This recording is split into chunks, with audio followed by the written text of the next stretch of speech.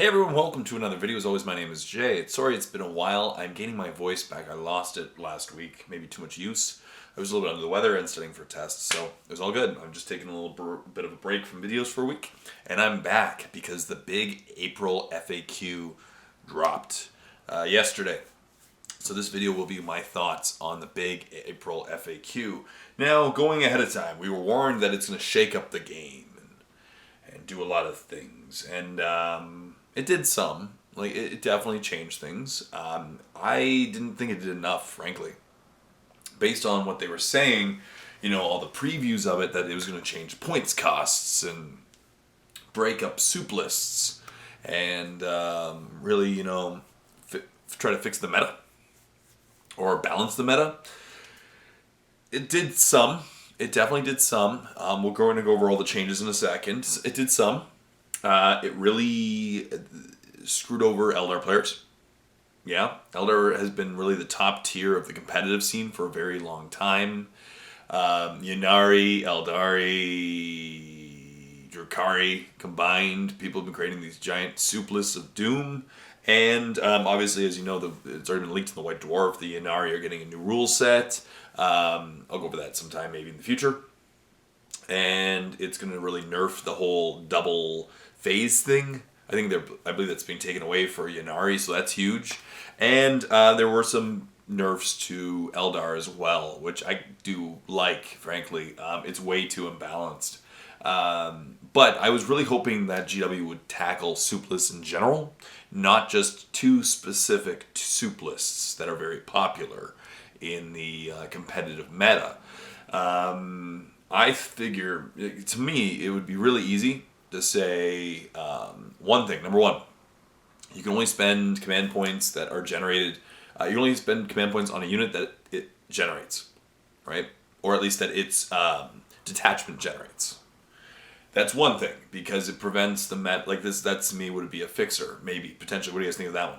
Because that way you can't just surround a knight with a bunch of Astra Militarum and spend all your command points on that knight. It doesn't generate. It's a whole cheerleader thing. That would really annoy me back in a few editions ago of Infinity. That was big, but it didn't happen, right? So this FAQ really picks on Eldar, and it picks a little bit on knights, but I don't think it picks on knights enough to actually make a difference. In my opinion, I think the knights are still going to be a very viable list in the soup list of the Imperial soup list. The standard start with a Castellan, surround with Astra Militarum or Adepta Admech, and use all your command points on it to buff the crap out of it and make it insanely survivable. We'll go over those in a second. But as I said, there was some big things in this. So let's go over this. Number one, Wobbly Models. Now, one of the things I did really like about this FAQ was there's a lot of notes in it, like why the team who wrote the rules implicitly put in these new conditions, right? It to me really, it allows you to get into their mindset, and it justifies why these things exist. Now, some of them are just really silly, and I know it's the competitive meta speaking. Yeah, of course, I have seen some of these things in games that I played. I could call out some of my friends for trying some of these maneuvers, but a lot of cheese and silliness is in this core change, and they've addressed a lot of it to try to fix it because people are doing stupid things, like Wobbly Models. Wobbly Model Syndrome was just as an indicator of just, maybe if you're putting a model in somewhere that's slightly imbalanced, you put a dice or remove the model, keep it, but it was never meant to, it says, it was not intended to be a rule that enables you to place a model in a position where it could not otherwise physically be placed. That comes up sometimes. I've seen it in battle reports. I've seen a lot in tournaments where people try to place a model where it can't be placed. It clearly cannot be placed there, but people are like, oh, because I can, like a giant boulder here, I could pivot a model right on top of it. No, it is silly. So that's good. I like that. Another one. This one is to me is very silly, but again, it had to be addressed because I'm guessing somebody was abusing it somewhere. The edge of the battlefield. You can't walk off the battlefield. Apparently, in some games, people were walking off the battlefield. And it was never meant to You're stuck on the 6x4 table. Apparently, in some games, people were walking off the table, and there was nothing in the rulebook saying you couldn't do it, so people were doing it. So obviously they've updated, so now no part of the model can ever leave the table. That makes sense. Disembarking from destroyed transports. Add the following sentence. Units cannot declare a charge during the same turn that they disembarked from a destroyed transport. This one was actually one that, again, I didn't really see a lot of, but apparently it's happened a lot in the competitive meta, where if you had a bunch of Khorne Berserkers, you know, you put them in a transport, you declare the assault with the transport first, transport gets destroyed, and then the unit has used up, and then you can assault from you know, if the transport gets blown up, then you can assault the guys inside. Apparently Eldar players and Dark Eldar players have been really abusing that with Venoms and such, but I don't know. I don't really use a lot of transport, so I don't really ever find that one. But that's a really good point. So you can't anymore. You can't declare a charge the same turn that the same turn that they disembarked from a destroyed transport. That same turn, not battle round. So if you can't declare an assault with a vehicle, have it blow up, and then declare an assault with the guys inside the vehicle. I like that. That's good. Moving with units that can fly in the charge phase. That's the next big thing that was changed. Fly has been moved pretty much back to where it was before. You can't jump over like tall buildings or something. Certain vehicles, certain buildings you can't jump over. But Fly is really back to how it was. I actually kind of liked the new version of Fly because it made it more balanced. But so now Fly is back the old way. You can jump over intervening models during the assault phase as well. So when you're declaring a charge, you can jump over intervening models, you know, providing you don't end up right beside them, you know. So that's pretty big. I don't use a lot of Fly models, but that's going to be a game changer to people who use a lot of Fly models because like giant monster creatures that have wings are going to be crazy because then they can jump back. You know, you can't block, you can't protect your guys as easily from them. That's huge. That's a big change. Flip belt. So as I said, during the charge phase, models in this unit can move across models other than buildings, as if they were not there. So you can't jump over buildings for assault. And then there's, of course, you know, a bunch of updates to all the codices that have like flyer models, like Harlequins with flip belt, Necrons with wraith form, Deathwatch with Veterans Vanguard Strike, Deathwatch with Intercessors, Codex Grey Knights with Interceptor Squads, etc. So that's cool. Intercept, but only during the... Yeah, Interceptor Squads. So Grey Knights have some fly now. Cool. I still think... I really do think that Dread Knights need to fly. And the next thing is, the next big change is aircraft. Once again, I don't play in the competitive meta. And obviously, so I've kind of been in a bubble, avoiding a lot of the extremely stupid cheese that people play at win at all cost tournaments. One of them is this aircraft rule, which had to be brought in because it was usually Eldar players as well that would bring this tactic that they'd bring a bunch of flyers. And I never even really thought about this, but it really makes sense why they had to nerf it. So Eldar flyers would just, you know, you'd bring a bunch of flyers, line them all up in a row, and then your opponent couldn't move, right? You can literally move, especially with Vector Dancer, you could just move them all up to your opponent, turn slightly, and create a line, and completely block your opponent, because unless they can fly, they can't cross that base. You can't assault it, because unless you can fly, and it would just block line, like you'd have this line that your opponent couldn't move past.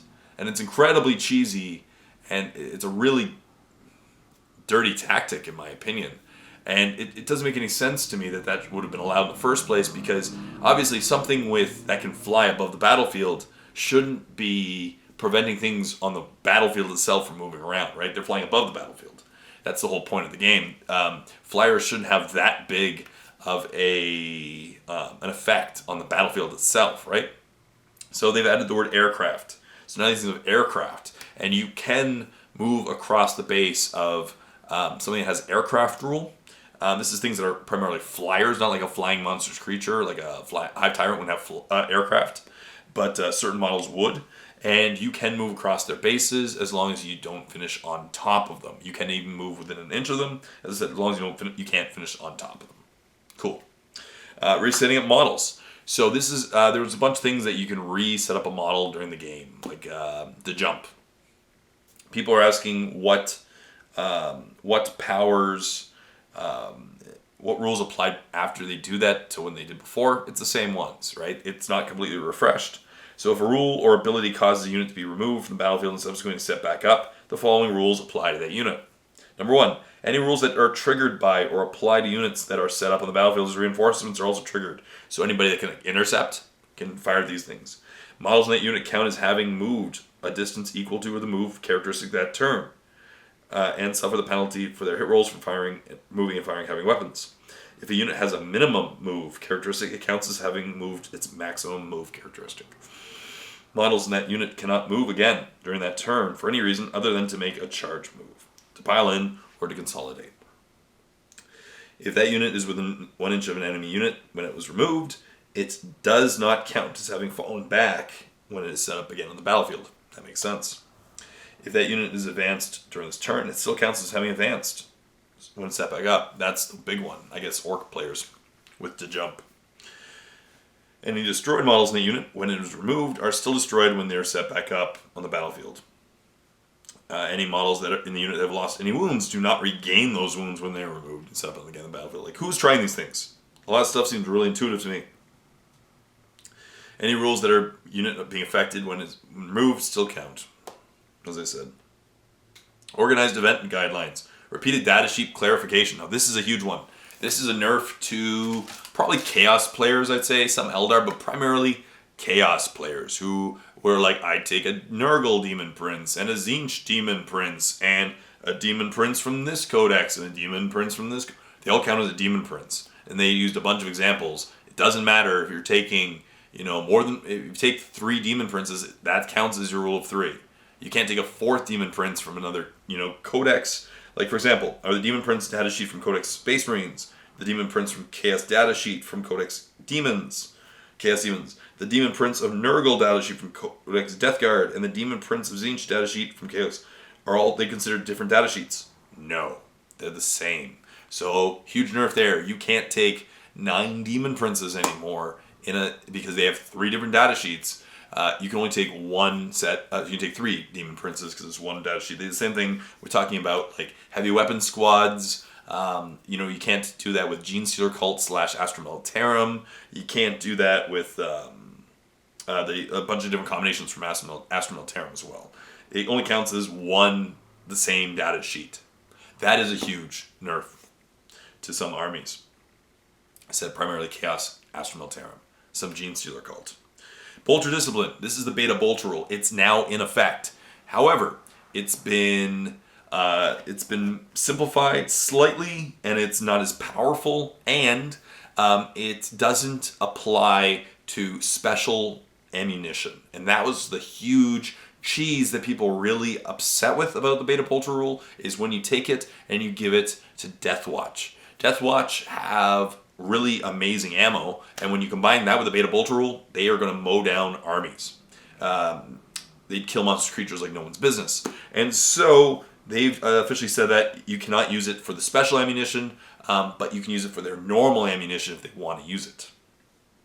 So it just once again applies if they're within half range, if the firing model is infantry,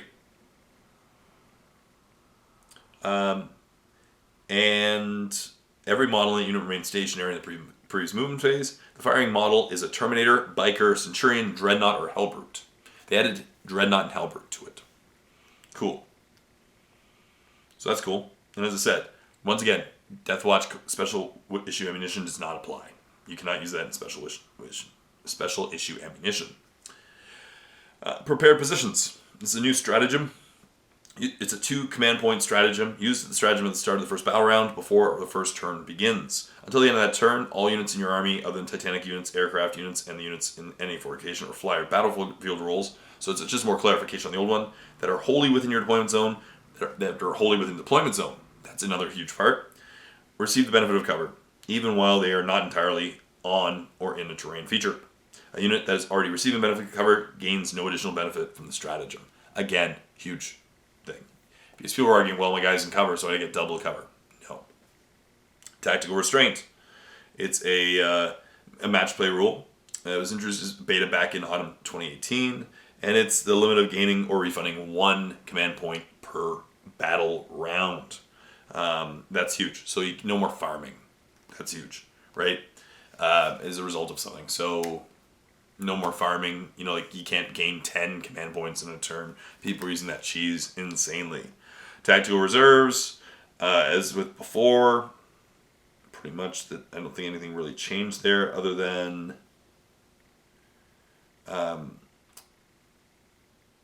they've updated the codices specifically. Chaos Space Marines Codex, Striking the Shadows, right? For Raven Guard, Adeptus Mechanicus, Craft Worlds, Tyranids, Xenos. Cool. Now here's the interim balance review. Now this is the part where I was actually the most excited for. This was going to be the interesting part to me of how they were going to rebalance. They were saying they were going to take on soup lists and make it more, bring a normal army back into competitiveness. And I don't play soup lists. As I said, I don't usually play win at all costs gaming, and it is, albeit is extremely creative. I don't think it's how the game was originally meant to be played, because now you're just mixing and matching one unit from each thing, creating a soup, and going crazy with it. They did tackle some specific soup lists. I don't think they tackled soup lists in general. And that's what I was hoping they would do. They tackled 2 specific soup lists. Now, the most popular, yes, but I don't think they did enough for one of them. And we'll talk about that, and I want to hear your comments in the comment section down below. So, the first soup list is the Imperial Knight Castellan soup list. Right? It's pretty simple. Start with a Castellan. Surround with Astra Militarum or Adeptus Mechanicus, a bunch of guys, get as many command points, you spend the command points, all on the Knight, surround the Knight, no one can touch the Knight kills a bunch of stuff.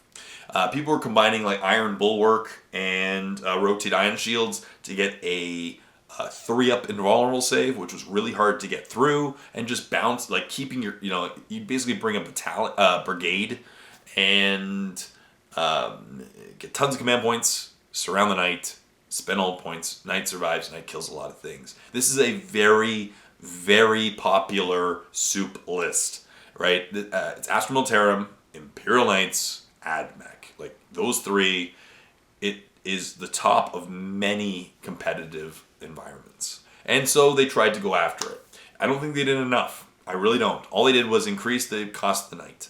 So now it's 100 points more. It's about 700 points. It used to be about 600 points. And they nerfed the Rotate Ion Shield, so it's a maximum of 4-up invulnerable save. So now you have a Knight with a 4-up invulnerable save when it could have had a 3-up in the past, and it's 100 points more. It isn't necessarily an auto-include, but it's still almost an auto-include. I don't think this did enough to nerf it. Really, if you were the same player before, 100 points when you're playing Astra Militarum, 2 small squads of guys you get to remove from your army, right? That's it. 100 points. And then you can still run the same competitive stuff. It's just as offensive as it was before. It's slightly less survivable. And I will give them that. And it's 100 points more expensive, so it is not the most insane, powerful unit in the game right now anymore.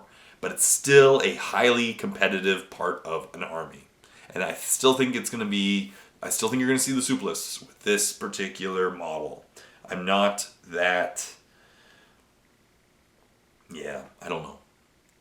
And also they changed Death Grip. So Death Grip changed the penultimate sentence of the stratagem to read, if your opponent rolled a 6 and or if their result is equal to or higher than yours, the enemy model breaks free, otherwise the enemy model suffers an additional D3 mortal wounds and both players roll off as before. The reason was, there are ways to nerf. With Death Grip, you can, again, use some powers to nerf your opponent first, so they have a very low leadership value, I believe it was a leadership test.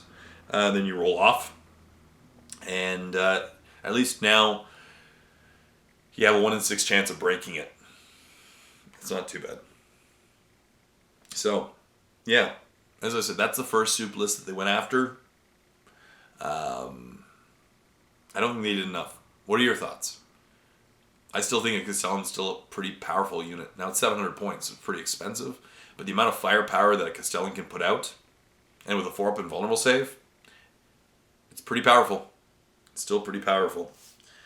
Gene Stealer called Psychic Powers. Mental Onslaught. Change the last sentence of the Psychic Power to read. If your score is higher, the enemy's unit suffers 1 more wound. If the selected model is still alive, then repeat this process, each player rolling a d6 and adding their respective leadership. Until either the selected model is destroyed, your opponent rolls a 6, and or your opponent's result is higher than yours. So once again, they nerfed it so if your opponent rolls a 6, it ends. Because otherwise you can nerf your opponent's leadership and always win and just destroy your opponent one roll at a time. The Imperial Assassins Stratagem. A few things. Number 1, you cannot use Cypher to summon basically assassins into a Chaos army. Didn't make any sense to me why you would. People did. Gone. That's a smart move right there. Next one, Operate Requisition Sanctioned is now 2 command points. But you can only use the stratagem if your Warlord has the Imperial faction keyword and your army does not contain any Officio Assassinorum units. Use the stratagem during deployment. Add 1 Officio Assassin unit to your choice to your army. Remember that in match play, you must play reinforcement points for any new unit added to your army. You can only use the stratagem once per battle. So you can't, if you have like a squad of like 3 Vindicare Assassins, right? Not squad, but 3 Vindicare Assassins in a detachment, you can't then summon a 4th Vindicare Assassin. Makes sense. Makes sense. The next thing, they nerfed orcs. I understand it. I guess it was too powerful. Mobup only applies to boys. Right? Mobup applies to boys, only boys, and a couple things. So number 1, only boys, no more Ludas, and I was one of those people, I loved mobbing up Ludas. It was a great stratagem to use on Ludas, because you have a squad of 10, squad of 15, boom, squad of 25 Ludas, that would wreak havoc. Now, you know what, it's going to free me up a little bit. I can put my Ludas now on different sides of the board, and focus on different things. Cool. But Mobup only applies to boys, and use stratagem at the end of your movement phase before setting up any reinforcement units from your army on the battlefield. Now, I never did this. I never thought about this, but it was again a really cheap idea, is that you can deep strike. Right? Imagine if you deep struck a squad in front of your current squad, then you can mob up, but your new squad would be closer to your opponent, especially if you conga lined it all the way back. Right? Like you can conga line a squad of 30 boys from 9 inches away from your opponent to all the way back to your lines, mob them, and then you connect them with a squad of 10 and you can assault, right? You can't do that anymore. It's now before you set up any reinforcements, so it's only squads that started that turn on the table to prevent that tactic.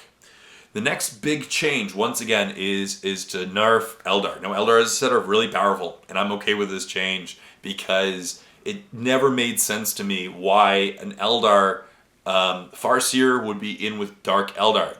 They're mortal enemies.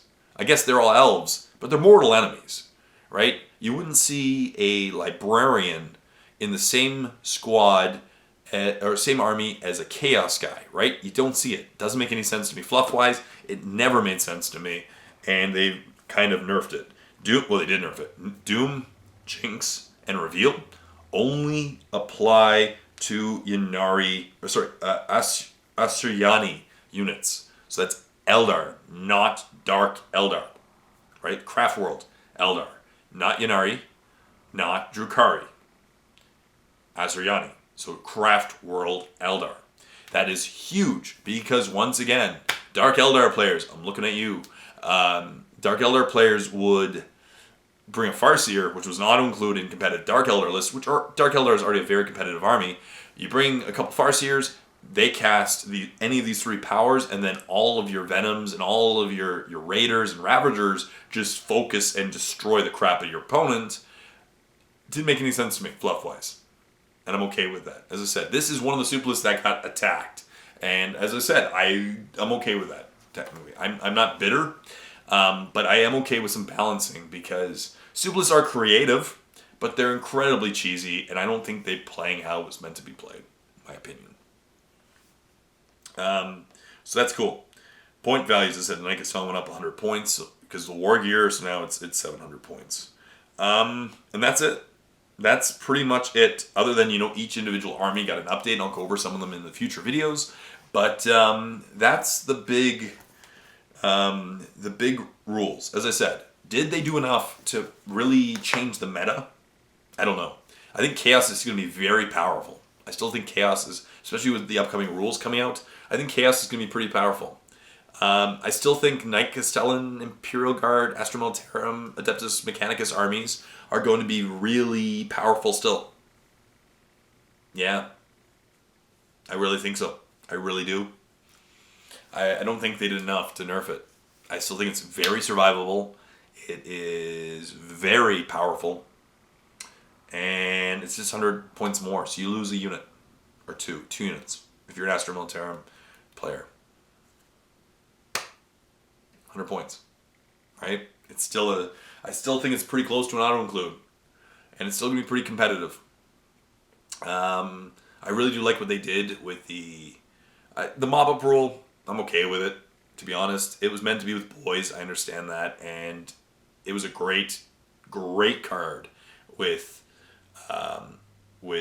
Ludas, but I've used him primarily on boys, and I'm okay with that, right? It was okay with that. That's pretty much, it was boys, occasionally knobs I've done it with, but that's okay. The Assassin one updates make sense. It's more balanced because Assassins are pretty powerful. And it made sense, right? That you can't bring in Assassins to Chaos armies.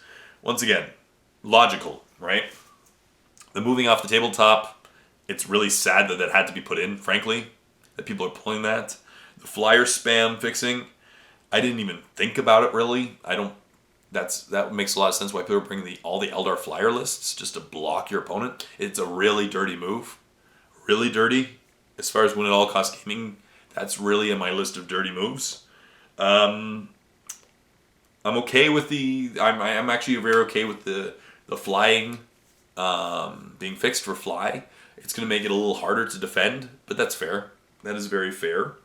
And then again, the aircraft rule. I think that it was very logical what they did with the models being removed from playing being reset up. That seemed logical. And then the data sheets, logical. Bolter discipline, I really like. I think it's going to bring, as I said, I don't think bolters are overpowered, especially now that they've removed it from being used in for the special ammunition for Death Watch. So that's huge, right? That kind of fixes both sides of it so that bolters are more competitive, but not broken by any means. Prepare positions was fixed after, and I think I like it. I do like it. I didn't think they did enough to fix the meta, other than they really knocked Eldar and Dark Eldar down. Eldar in general, right? Ynnari are getting some new rules soon, and Eldari, Ynnari, Drukhari, right? You can't bring one Farseer for the Drukhari lists. It's going to have to get a little more creative than that. The Drukhari players can't, assault with their venoms, have them be destroyed, and then assault with the guys inside. And same with, Khorne Berserkers. Can't do that anymore. I never actually tried that. That was a cool thing.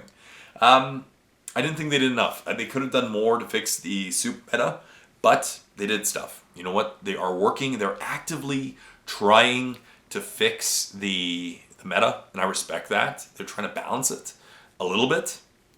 Cool. Of course, they've already got all the people's money for the Castellans. So that's kind of a funny one. But what do you think? What are your thoughts? Leave comments in the comment section down below what you think about the new big April FAQ. Did they do enough? Do you think they just really picked on Eldar? Do you think they picked on Castellans enough? What do you think?